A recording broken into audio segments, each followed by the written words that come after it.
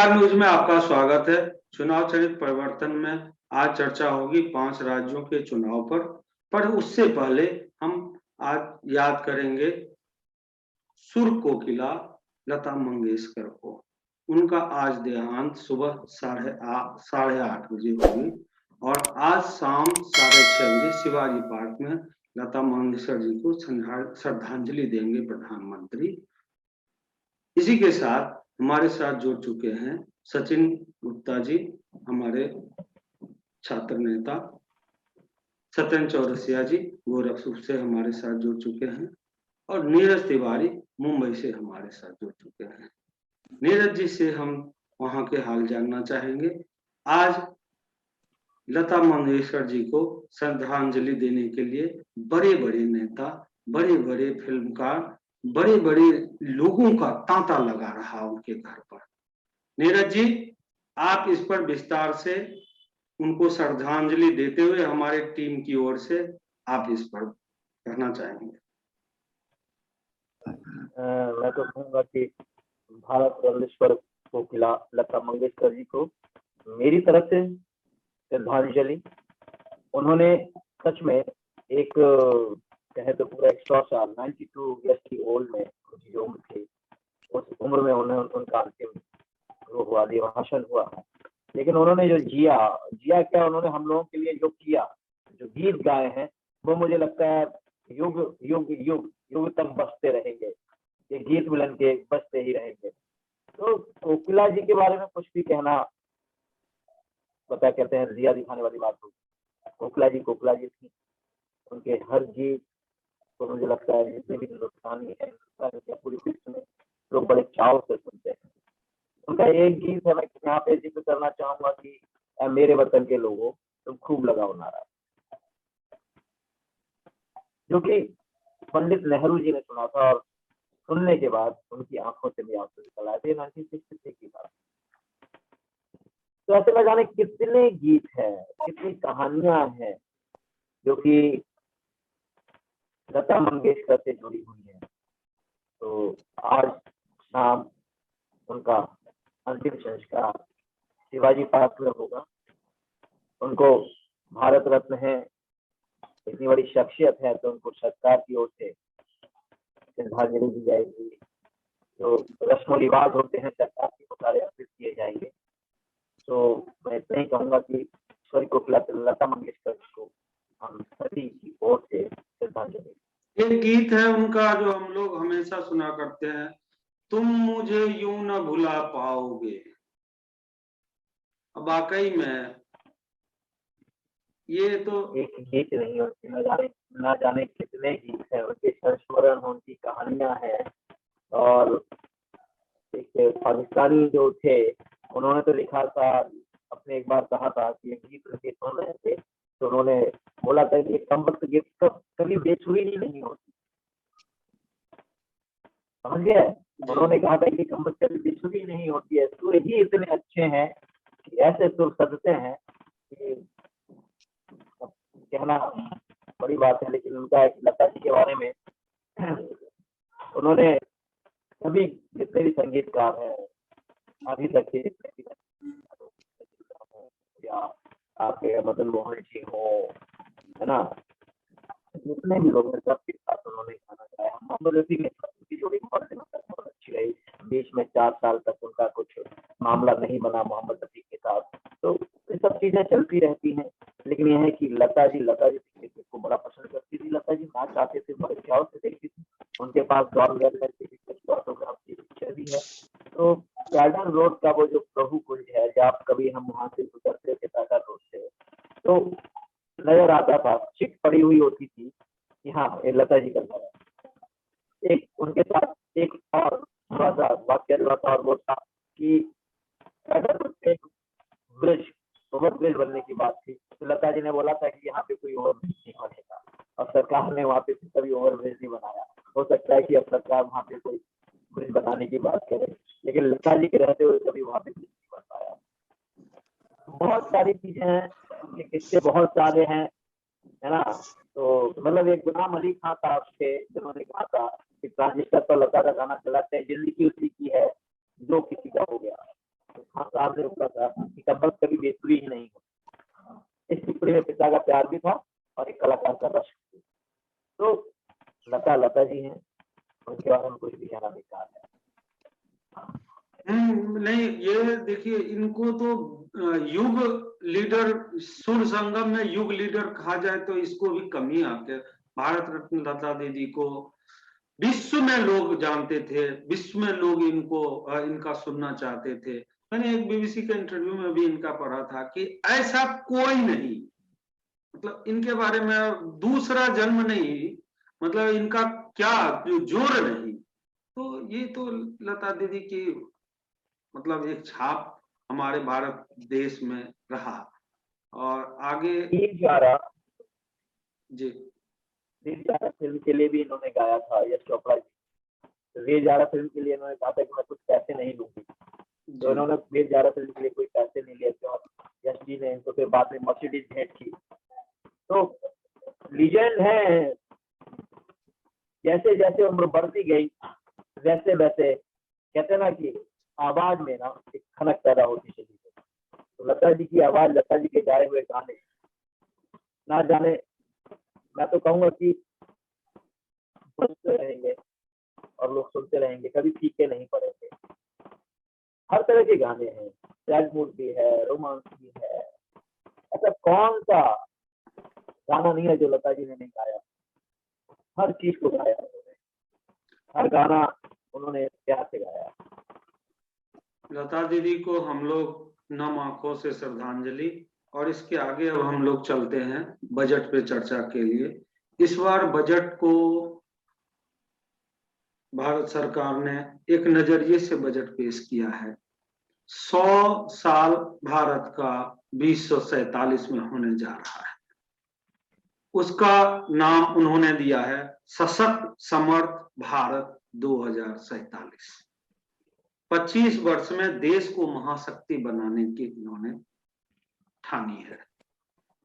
क्या डिजिटल शिक्षा, digital banking, digital currency, digital विश्वविद्यालय, इन सब को ध्यान में रखते हुए इन्होंने जिस तरह निचले वर्ग के लिए राशन, घर घर राशन, उज्ज्वला योजना, अन्य योजना दिया, उद्योगपतियों के लिए स्टार्टअप और बहुत सारी योजनाएं, टैक्स में छूट, क्या कुछ मध्यम वर्ग के लिए भी इनको सोचना था? और अगर सोचना था तो क्या इन्होंने कुछ भी नहीं ध्यान दिया, खासकर टैक्स पेयर के लिए? नीरज जी।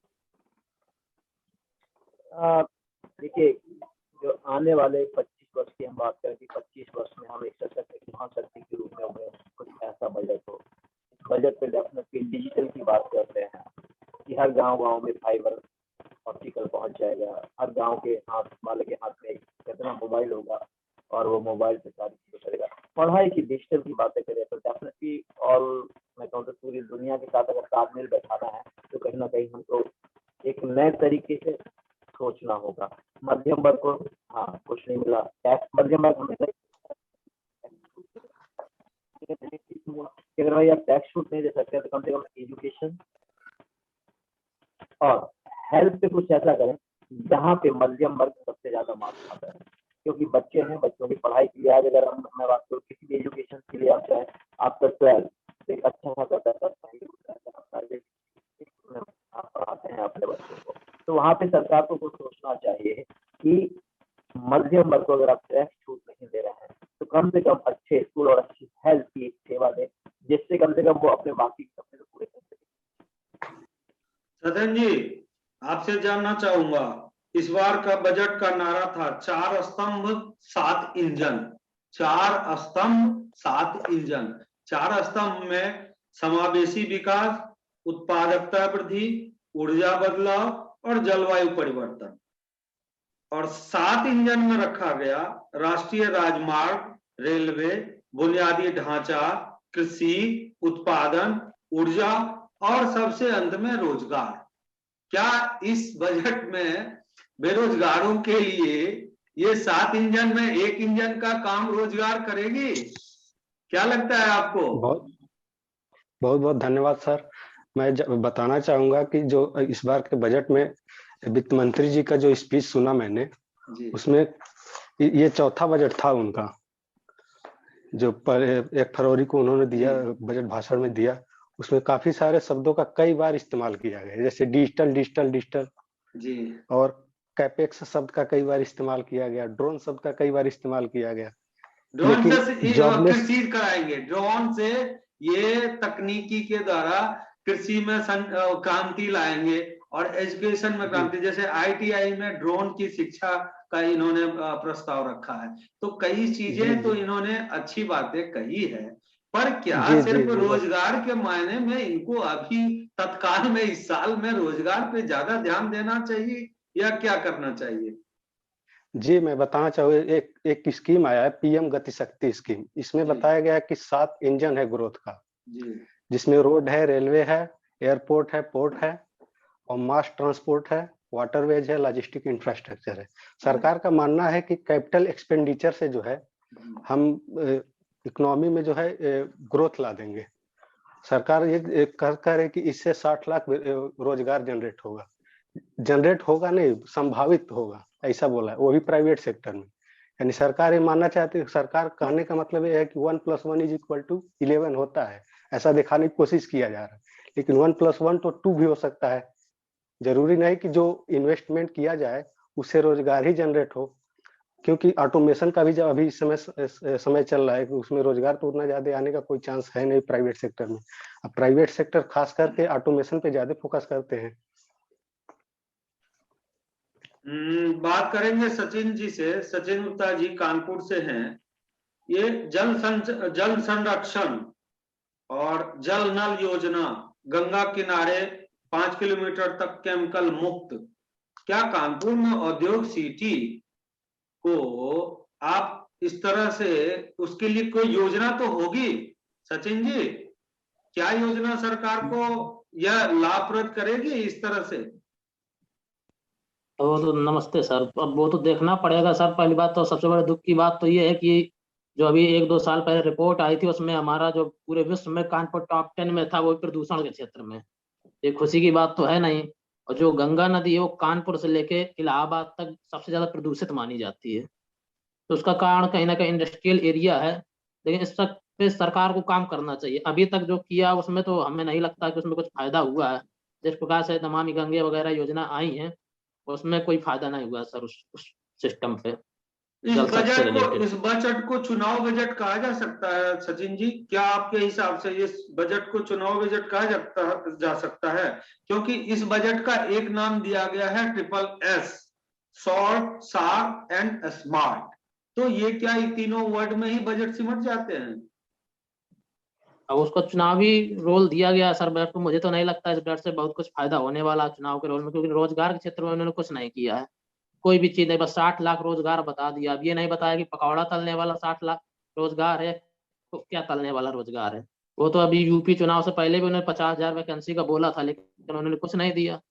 जैसे नाम का बजट है, मुझे नहीं लग रहा कि इससे सर कोई फायदा होने वाला है चुनाव में। बाकी ये मेरा पर्सनल व्यू है। सर एक चीज इसमें ऐड करना चाहता हूं। बोलिए सत्यन जी, बोलिए जी सर, पहले होता था PPP मॉडल एक आता था, पब्लिक प्राइवेट पार्टनरशिप। इसमें क्या होता था कि सरकार पहले कोई इन्वेस्टमेंट करती थी, उसके पीछे से प्राइवेट सेक्टर आता था। इस बार के बजट में इसको चेंज कर दिया गया है। PPP तो किया गया लेकिन प्राइवेट को पहले ला दिया गया है। यानी प्राइवेट इंडस्ट्री पे हम ज्यादा फोकस कर रहे हैं इसमें। उसके भरोसे सरकार ज्यादा अपना वो इकोनॉमिक ग्रोथ लाना चाहती है, जबकि ऐसा होना तो उतना ज्यादा संभव दिखता है नहीं। सर, आप ये जानना चाहेंगे सचिन जी और सत्यन जी, नीरज जी, आप तीनों से ये कहना चाहूंगा कि इस बार के 2 साल के महामारी में जो आया, इसमें प्राइवेट का एक अहम रोल रहा लोगों का पैसा हजम कर जाने का। और जो इस त्रासदी में मदद करने के बजाय और लोगों को नौकरियां चली गई, इसका आप प्राइवेट को अगर आगे करेंगे कि आगे का दशा क्या होगा? 25 वर्ष में आप देश को महाशक्ति बनाने का सोच रहे हैं, नीरज जी, इसको आप कैसे दर्शाएंगे? 2 साल में जो कोविड और आपका जो ओमिक्रॉन, ये सब जो वायरस की वजह से लोगों की नौकरियां गई, लोग परेशान हुए। बेरोजगार हुए हैं। लेकिन यहाँ पे एक चीज मैं ये कहना चाहूंगा, अगर सरकार प्राइवेट सेक्टर को कुछ नहीं देती है तो कहीं ना कहीं सरकार का प्राइवेट सेक्टर पे कितना अपना एक वर्चस्व होना चाहिए कि भाई कि वो अगर कुछ ऐसा करने जाए तो सरकार पहले खड़ी होगी, ऐसा आप नहीं कर सकते। तो सरकार को कहीं ना कहीं ये सब चीजें सोचनी चाहिए कि हाँ फैक्ट्री है, हम जब चलाते थे तो हमने नहीं निकाला। तो कहीं ना कहीं जो मैन पावर कट की बात आती है कि भाई जहाँ 10 लोग थे वहाँ 5 लोग हो गए, या 50 लोग थे वहाँ 25 हो गए। तो मैन पावर कट अपने अब डिजिटल के बाद तो मुझे लगता है धीरे धीरे और भी चीजें चली जाएंगी, क्योंकि डिजिटल जहाँ आया मालूम चलता है कि मैंने जैसे कि मैं नॉर्मली कैसे पूरा पावर प्लांट नजर आता है, 4 लोग रहते हैं जो पूरे पावर प्लांट को चला रहे होते हैं, पूरा डिजिटल है, पूरा सारा सामने नजर आ रहा है। तो बताइए कहाँ से जॉब लाएंगे? नीरज जी, जॉब का मैं आप भी देखा हुआ है, इतना सालों, आपका भी 30 साल लगभग मीडिया में हुआ है और बड़ी डिफरेंट चैनल में आपने रहा है। आपने देखा है जब तक जॉब में बूम तभी आता है जब आउटसोर्स होता है। जैसे मान लो अपने देश से बाहर जॉब के लिए जाते हैं या अपने देश में इन्वेस्टमेंट आए, ठीक है। तीसरी चीज, बड़े बड़े उद्यम कारखाने हो, चाहे वो पीएसयू को हो या प्राइवेट हो। जैसे आपने देखा बेंगलोर जैसा शहर हुआ आईटी के क्षेत्र में, गुड़गांव जैसा शहर डेवलप हुआ आईटी के क्षेत्र में। तो इस तरह का कोई योजना अभी तो फिलहाल में नजर नहीं आ रहा है। अभी तो सिर्फ लोगों को रोजगार रोजगार रोजगार, उस पर फोकस देने के बजाय इधर उधर दाएं बाएं की बातें हो रही है।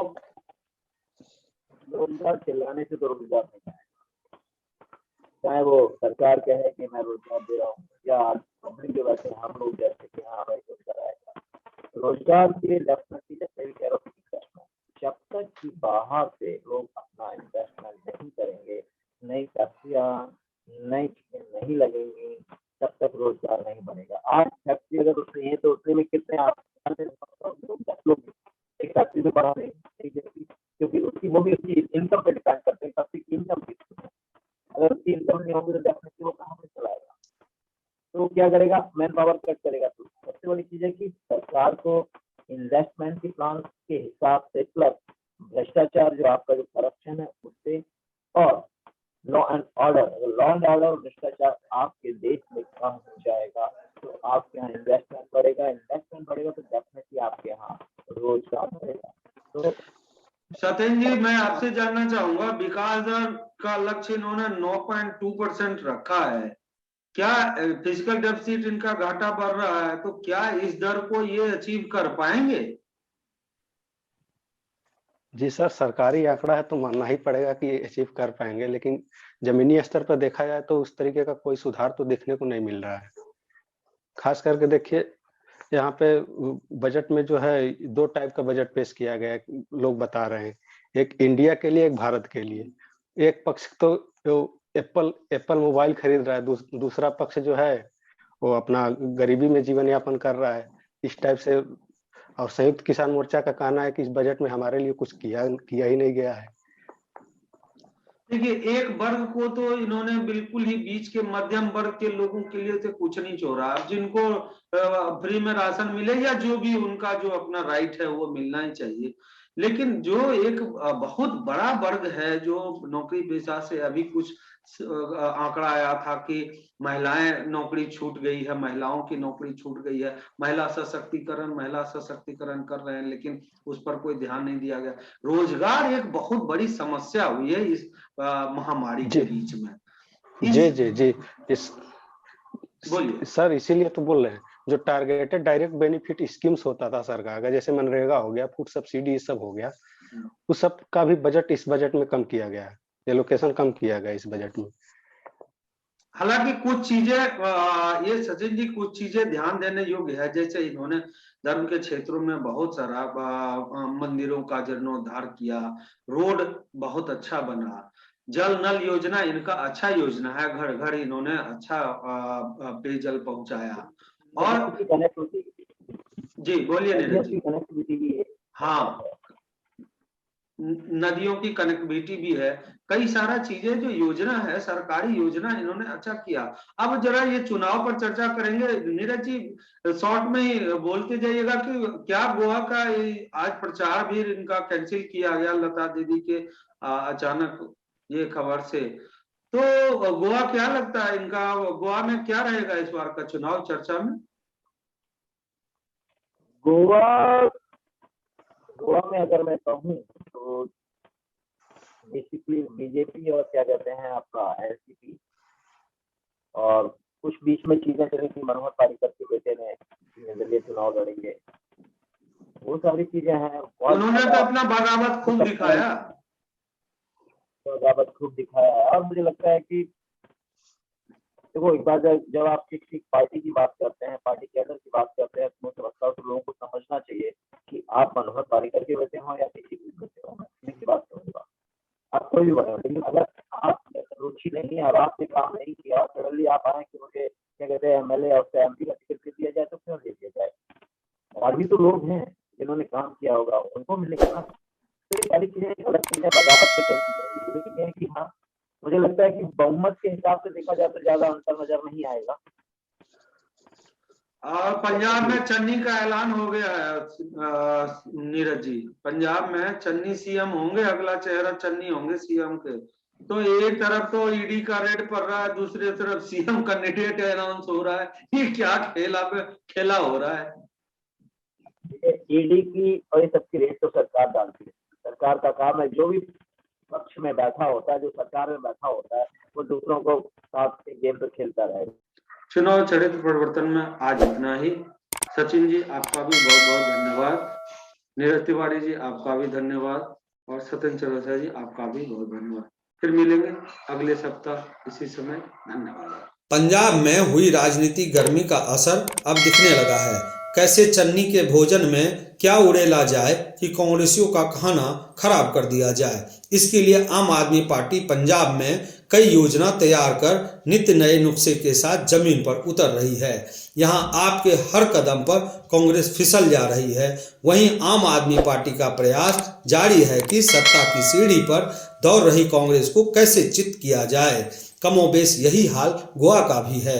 बीजेपी में मान मनोबल के बाद भी चुनाव मैदान में एक दूसरे के सामने उतरने को तैयार हैं। इसका फायदा अन्य दलों को मिलता दिख रहा है। उत्तर प्रदेश में आमने सामने का टक्कर चल रहा है। अखिलेश चक्रव्यूह रच दिए हैं। योगी इस किला को भेदने में कितना सक्षम होंगे, यह 10 मार्च को पता चलेगा। योगी के साथ केंद्र का हाथ।